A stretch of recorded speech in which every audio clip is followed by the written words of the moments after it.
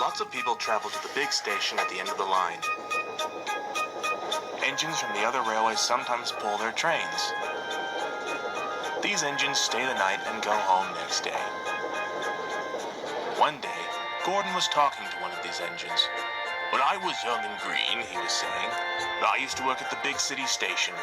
Do you know the place? It's called King's Cross."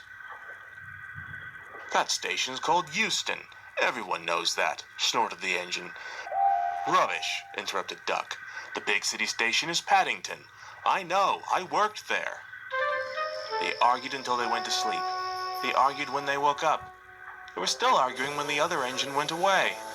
"Stupid thing," grumbled Gordon. "I've no patience." "Stupid yourself," Duck retorted. "It's Paddington. Paddington, do you hear?" "Stop arguing," James finally snapped. "You make me tired. You're both agreed on one thing anyway." "What's that?" "The station's not Euston. Now stow it." Gordon puffed away indignantly. "I'm sure it's King's Cross," he fumed. "I'll go and prove it." But that was easier said than done. The big city lay beyond the big station at the other end of the line. Gordon always took his express there, and then an engine from the other railway finished the journey. "If I didn't stop, I could go all the way to the big city," thought Gordon. One day, he ran straight through the station without stopping. Another time, he tried starting before his fireman could uncouple the coaches. He tried all sorts of tricks, but his driver checked him every time. He began to lose hope. "Oh dear," he thought, "I shall never get there." But a chance was soon to come his way. One day, Gordon was parked in the siding while the coaches waited for an engine to take them to the big city.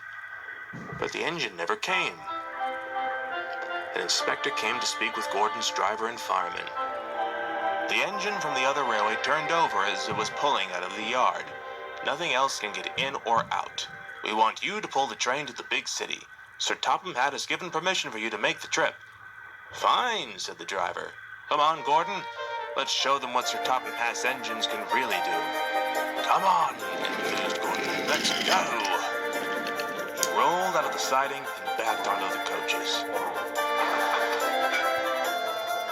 It was only a few minutes before the guard blew his whistle, but Gordon thought it was ages.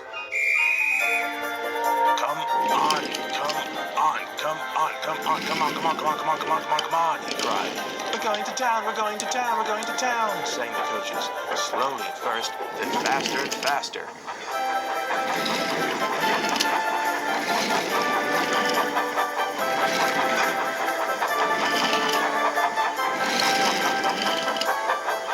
Gordon quickly found that the big city was a long way away. "Never mind," he said. "I like a long run to stretch my wheels."